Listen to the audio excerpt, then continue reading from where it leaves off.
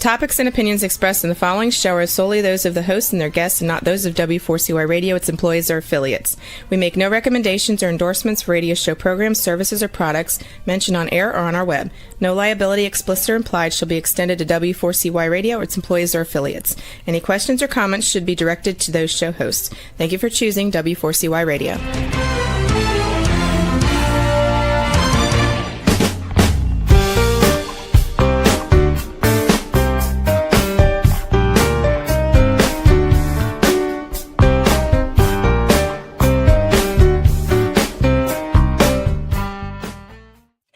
Hello and welcome to the Connected Table Live. We're your hosts, Melanie Young and David Ransom.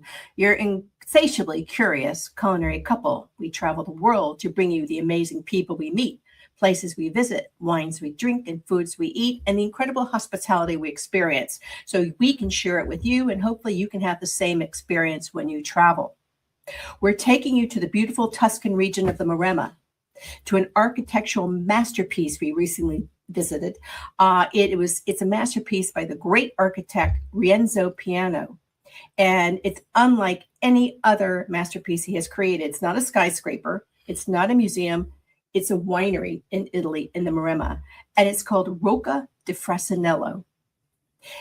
This winery is the brainchild, a joint venture between renowned Chianti Classico producer Paolo Panerai of Domini Castellare di Castellina, and Baron Eric de Rothschild of Domaine Lafite, one of the great first growth Bordeaux.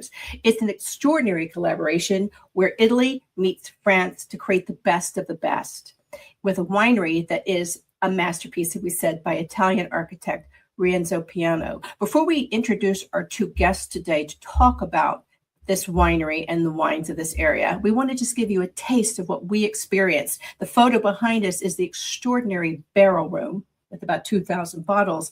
But just briefly, let us show you the masterpiece in this very short video.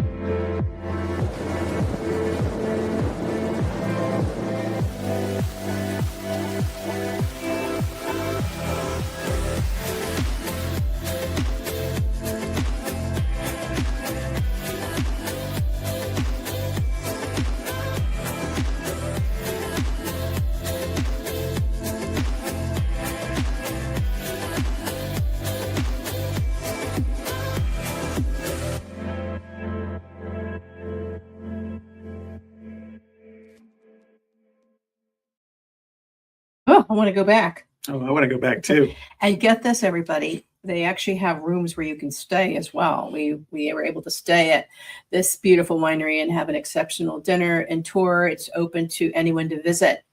So we're going to talk about the concept of Rocca di Frassinello and wines with one of the owners and founders, Paolo Panerai, and his head winemaker and vice president, a renowned enologist, Alessandro Cellai, who both join us from Italy today. Yes, I am. Welcome. Welcome to the Connected Table, both of you. Thank you for your time and thank you for your hospitality when we visited recently. It was incredible. We want to start with Paolo. You've got a very interesting background because you really come from the journalism world like we do, and you own a very renowned media company. That is your background. You can see behind you one of the many world leaders that you've interviewed. Okay, so you were at the top of the media in Italy. Yeah. What was the reason? What is your why to decide to invest in wineries? You own several estates. You own 2 in Tuscany. You have a winery in Sicily, and I think 2 in Sicily, right? Yeah. So you have 4 wineries in all, your company. What was the reason you decided to make this incredible commitment to wine? It's my story because I live for a long time near Florence, where was one extraordinary but very small vineyard. And then I have in my idea always to continue this experience.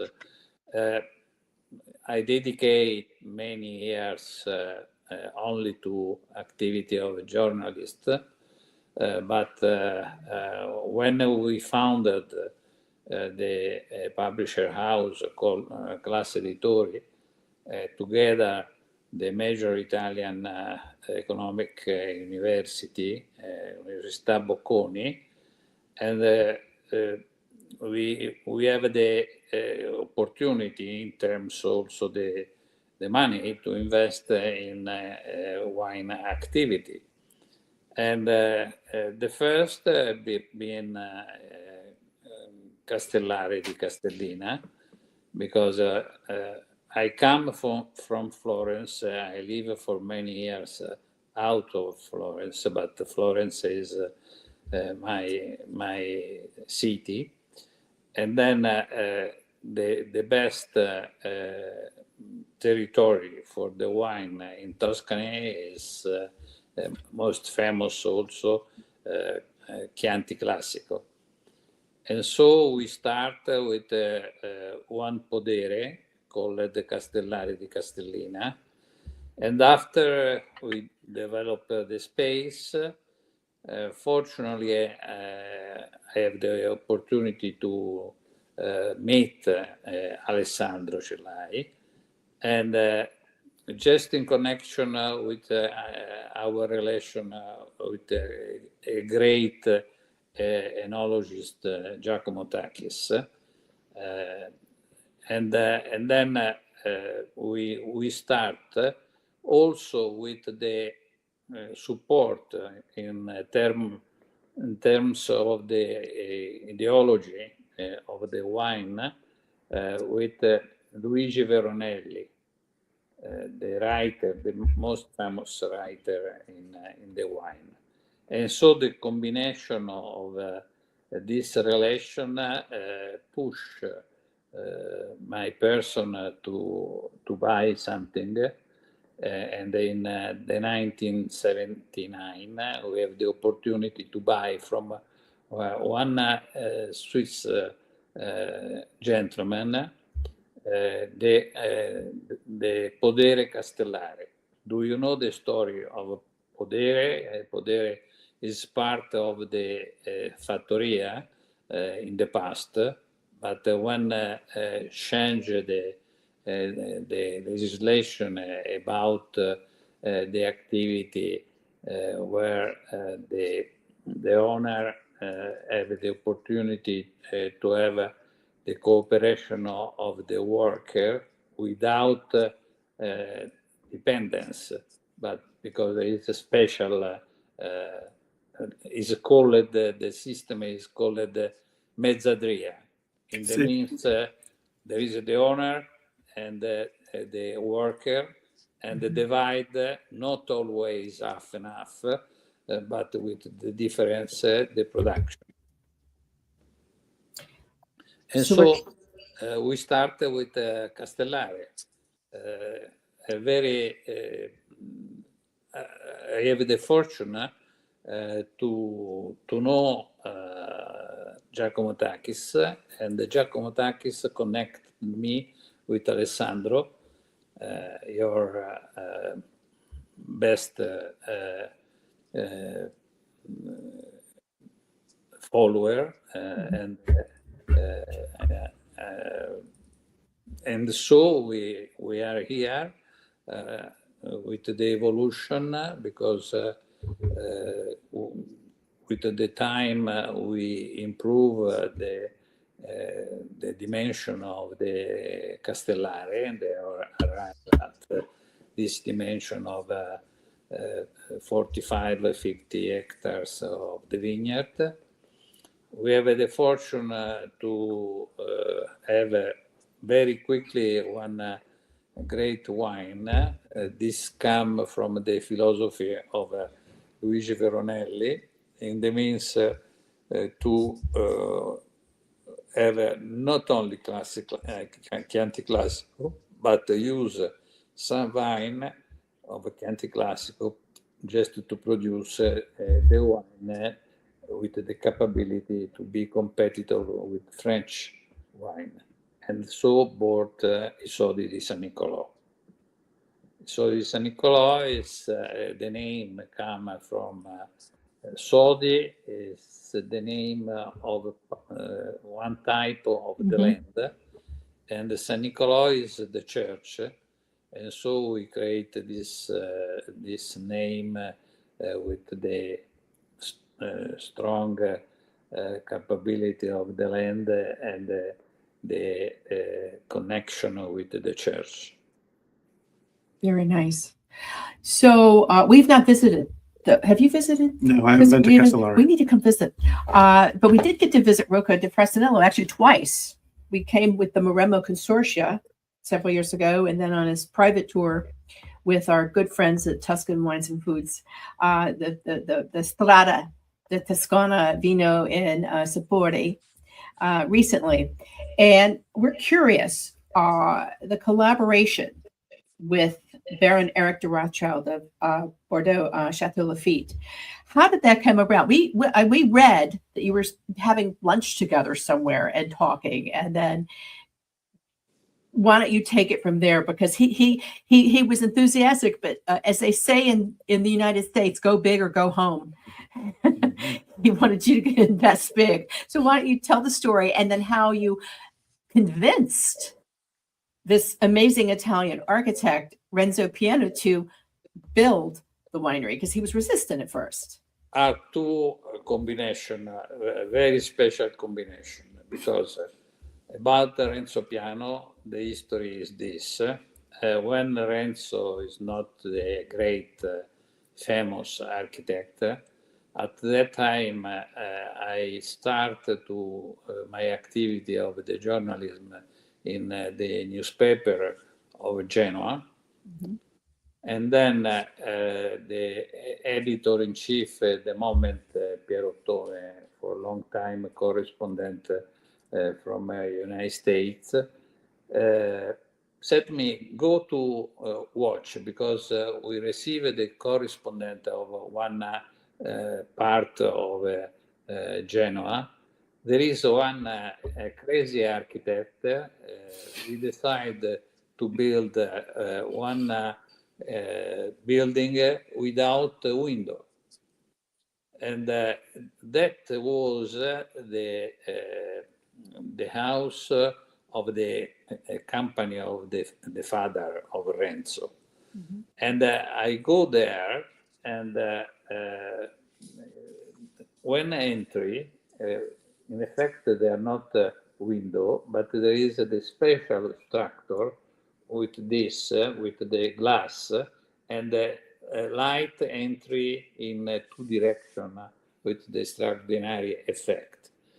And so we create this great friendship relation with Renzo, and I write when I projected the big building in Paris, the museum. And so this is the explication of my relation with Rienzo Piano.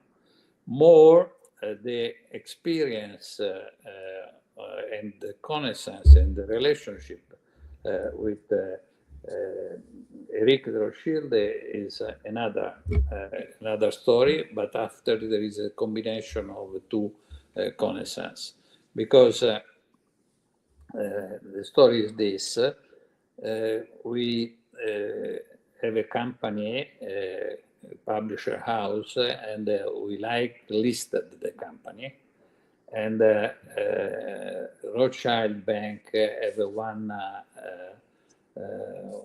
one office in Milan, and so they give the interest to be advisor for the delisted of the company. In that, after 2 or 3 meetings, there is in Milan Eric de Rothschild, and they receive the information from the peoples of your company. We are interested in the wine, and so at that time I have bought one podere in Maremma, because the problem of Chianti Classico was the necessity to develop, but there not the possibility to have the big space. And so there is one sort of immigration in direction of the Maremma from many producer of the Chianti Classico. And we buy one podere, 70 hectares, and that was my dimension. Yeah. Eric received the information, and the wife of Eric is Italian, and his friend of Noemi Marone Cinzano, the family of Cinzano. Right. And they have Noemi one villas in Maremma, in the best space of Maremma. And so I received a call from Eric. We received the information we are buying the land in Maremma. I have a program to come in Maremma because my wife is in vacation with Noemi Marone Cinzano. Mm-hmm. So I said, but there is a small property, because in that moment there is one specific operation. For a long time, the land in Maremma is assigned to the worker. After 50 years of the work, this worker have the possibility to buy the land, and after to sell the land. And so I have bought this 60 or 50 hectare, of 70 exactly, hectare of the Eric came in Maremma, and after the lunch said, well, we go to see the property. I explained it's very small property, and they are not significant vineyard, because there is the vineyard only for the production of the family of the owner of the land. And when I arrived there, he said, but there is the vineyard. And then I suppose there is also the wine. If you like, test, but I don't know the quality of the wine. They made the test and said, good, I think if you have the capability to buy 500 hectares with the possibility to implant 90 or more hectares of the vineyard, and if you have the possibility to buy this hectare, not open, but inside one structure because explain the philosophy, the concept of Rothschild. Because if you have if you produce a good wine, and there is the possibility for another people with the owner in connection, the land in connection with your land, after this have the opportunity to sell, also his wine is okay. Okay. So we work for 6 months. We have the opportunity to buy other hectare to arrive at 500 hectares. Just with there is only one small part where there is the contact with other producer.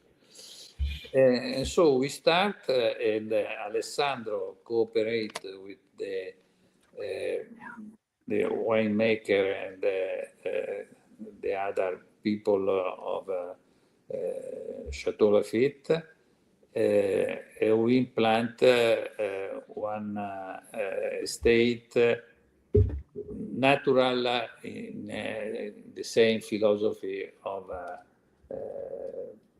Rothschild activity, and then there is more red than white, and we plant the vine typical of the French. So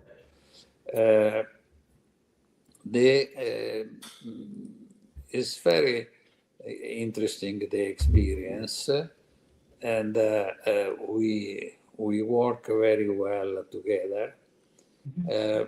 After 9 or 10 years, Eric called me and said, I have one not well information to give. And explain me, but this is depend if you consider it to maintain in the program my explication, because he said the Rothschild without interest in the bank, but is a great family, other people, they receive the best profit for the wine, and then they decide, and Eric upset to sell where the French company is not in majority, and to buy one are in majority, they buy minority. Okay, this is the story, and so it's a very fantastic relation. It's interesting also the decision about the cellar and the architect for the cellar. Eric said when I propose, I am a very friend of Rienzo Piano, we can have the consulting from him. Said no, the architect for the cellar is disaster, because I must redesign the space created from one famous Spanish architect, and I must so I am negative, the answer was, but I said, but Rienzo Piano know the wine, because his father have the property in the other part of the Liguria, at where there is the connection between Liguria and Piemonte. And so they have a good. Fortunately, Renzo live in Paris, and then I have the opportunity to connect to organize the meeting, and in the moment when Renzo give his idea about the structure, in consideration of one concept very important, to make the after the harvest, the grape must go down from without push from the area, and because it's more natural. The grape go down, and they maintain the integrity of the part of the grape. And so with this concept, Erika set the decision to give to put in charge for the cellar Rienzo Piano. The original project have 2 towers, but after the problem of the 2 towers in New York, we decided is to cancel the one right. tower. So just to clarify what you're referring to, and I think we may have a still photo of that winery, the winery with the tower. Originally, the winery was going to have 2 tall towers, and because of what happened after September 11th and the crash of the World Trade Center, decision was quickly made to only have 1 tower. And what you're referring to with the integrity of the grape is gravity flow. This is an amazing conception of design and science to maintain the integrity of the wine. I think what we'd like to do is, we have Alessandro Cellai, who's been patiently waiting, and I hope his audio is working. We've had some audio with him, but I'd like to bring him in because, Paolo, you talked about the land, and you talked about how Eric de Rothschild said, let's go for 500 acres. But interestingly, about 90 hectares, 90, I believe, we believe are vineyard. The rest is just this beautiful land with lakes and landscaping and olive groves, forest, and really a commitment to preservation. And while the land was being excavated, there was a discovery of Etruscan artifacts, right? Yes. And so a museum has been created next to this beautiful cellar, which you can see behind us. This, as you said, an amphitheater cellar. Across the hall is actually a museum with many of the artifacts, right? Because there is the area of the Etruscan people, and the Etruscan people at that time import the wine from French. Interesting. So they live in that part of the Tuscany for a long time, and then the Etruscan like very much the wine.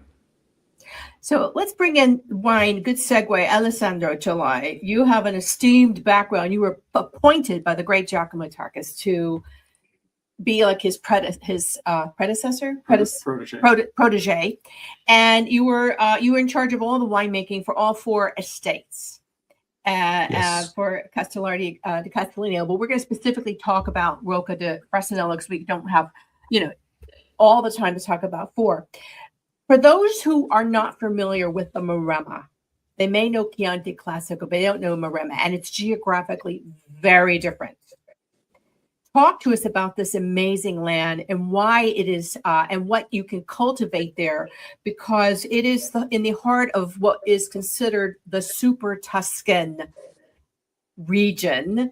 And it shares similar characteristics to the incredible soils of Bulgari, where many Super Tuscans are, but somewhat different. So why don't you talk to us about that and maybe spotlight some of the wines which we had the great privilege to taste?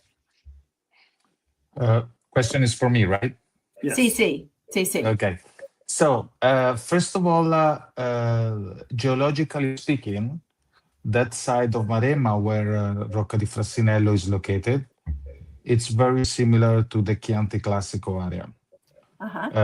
The soil characteristics are almost the same. Of course, temperature are not the same. And also another beautiful great point of the Rocca di Frassinello area that we have a great influence from the sea.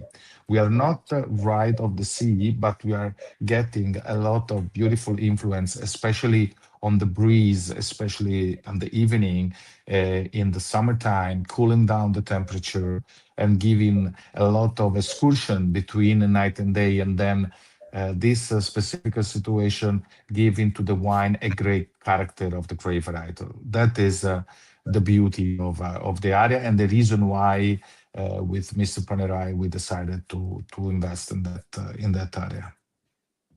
So give everyone listening around the world a sense of the wines that are produced. What are the strong points of what you produce? We know that we tasted the 100% Merlot, the Baffonero, which is considered one of the great Merlots of the world. But you also have some amazing whites. I mean, this area is Vermentino land, and some of the best Vermentinos ever, and some amazing blends. You have Bordeaux style blends. So talk to us about that and how it is very different, because Chianti Classico, as we all know, has very strict rules about what a Chianti Classico can be. Correct. In Castellare is totally true that since the beginning was a great philosophy of Mr. Panerai that I agreed since my beginning with him, that we wanted to respect the integrity of the grape varietals, no blending international and indigenous grape varietal. But Maremma, of course, is a different story. And then in Maremma, you mentioned Vermentino. That is one of the wine that I am extremely proud for that wine, because Rocca di Frassinello was and it still is the first winery investing on that grape varietal with the vision of the long-term consumption. Because since the beginning because as you know, Vermentino is originally from Sardinia, but in terms of microclimate, in terms of some part of Maremma, in terms of soil, very similar to the Sardinia areas, and then the reason why, and then many Sardinians are moved from Sardinia to Maremma, and that's the reason why the Vermentino became so popular in the area of Maremma. But nobody was treating the Vermentino as we treated, and we are still treating. So considering the Vermentino as the great varietal in order with a beautiful creaminess and a great complexity. There he is. I think it's a fabulous grape, first of all, and treated the right way, it's got a great ability to age. Yeah, Vermentino is the white. I think we lost you a bitchies back. We love connecting in the countryside because people come and go. But for us, when we traveled to Maremma, this area is where you should try Vermentino. Yeah. And you're back. Yeah, and then there is a reason why we treated the Vermentino keeping the wine on the lees. That is the great thing in the winemaking ideas.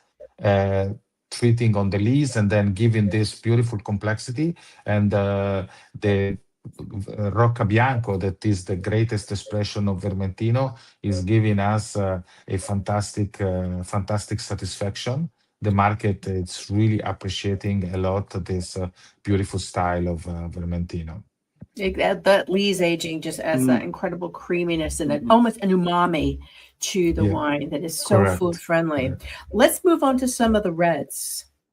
Well, let's also. Of course, David. in the reds, Rocca di Frassinello. In Rocca di Frassinello, we had a little evolution over the years, because we started the first three wines that was created at the beginning of Rocca di Frassinello was Le Sugare, was Rocca di Frassinello, and Poggio alla Guardia. So following the same concept of the Bordeaux style, no? So it's the third label without any connection with the name of the grape of the winery. The second label, part of the name related with the winery, like Carrois de Lafite, and then we called Le Sugare di Frassinello, and Le Grand Vin is the full name of the project, is called Rocca di Frassinello. And then over the years, we introduced Ornello, that is the second top wine that is just recently introduced in the top 100 wines of the world by Wine Spectator. And Le Sugare also was included in the top 100 of Wine Spectator in 10 years ago. And then at the end, starting with 2007, we already had in mind at the beginning between me and Mr. Panerai to produce a great Merlot. But considering that all the vineyards was new for the idea to produce a super great Merlot, we decided to wait a couple of years more. And starting from 2007, we decided that was the right moment to start to produce this great Merlot as a single vineyard in the vineyard called Baffonero. That is the reason why we decided to call the wine with the name Black of the vineyard. Moustache. Yeah, and this means black mustache in Italian. And then that is, I think, as you said at the beginning, this is one of the greatest expression of Merlot, not only in Italy, but in the entire world. But in top of everything, and this is extremely related to my idea of winemaking philosophy, is that following my relation with Giacomo Takis, I learned a lot from him, as many things. But the basic things of Giacomo Takis was that in a great wine, we must recognize three beautiful things.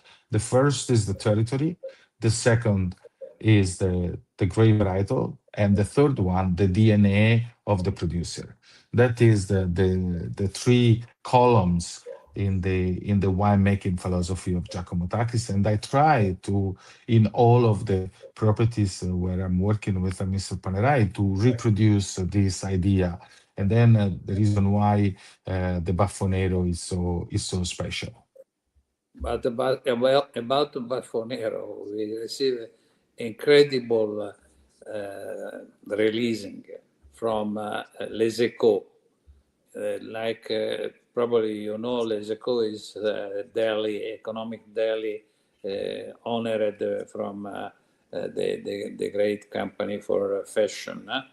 But have the Saturday edition where the deputy editor is a specialist of the wine.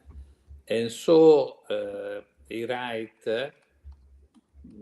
exactly Baffonero, stupendo, because they understand the land chosen from Alessandro have the same characteristic of the implant of the French vineyard vine for Petrus. Yeah. And he said it's Petrus of Italy. I was just going to say that it's the Petrus of Italy. Yeah. And we love Petrus. So it's, our visit was extraordinary. We do want to give a shout out to Massimo Casagrande, who had dinner with us. And yes, kind of was there to talk us through the wines. We spent the night as we wanted, because we do talk about wine tourism. We want to let people know you can stay there, and it's lovely, and you're in this incredible designed area. I think David had one last question. Well, I did want to talk about a little bit of the time we have.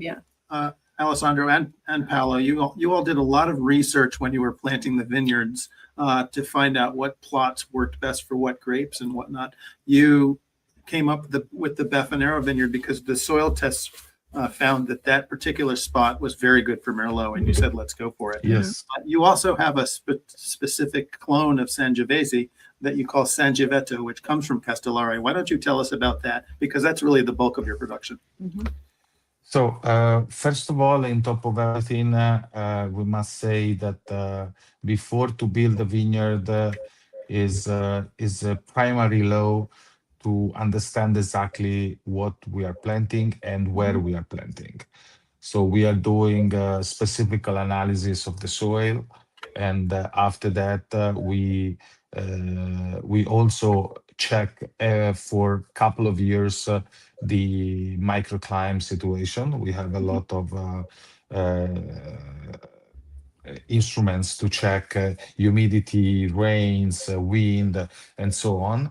Because of course, when we plant a vineyard, is not for 1 year, is not for 2 years, but is for many, many years. So we must be sure that is a perfect combination between soil and grape varietal, and especially the rootstock, because when you see the analysis of the soil, another special thing is to choose the right rootstock. That is extremely important, and that is the first important thing. And the second is, of course, you mentioned about Sangiovese. So now we are jumping to the origin of this grape varietal that is from Chianti Classico. That was extremely related with a great opportunity created by Mr. Panerai at the beginning of his experience in Castellare, much before than me. So he decided to study at his beginning in Castellare in the end of 70s, all the great vineyards that he found in the property in Castellare, selecting with the University of Milano with Attilio Scienza, selecting the best indigenous clones that they founded in the property.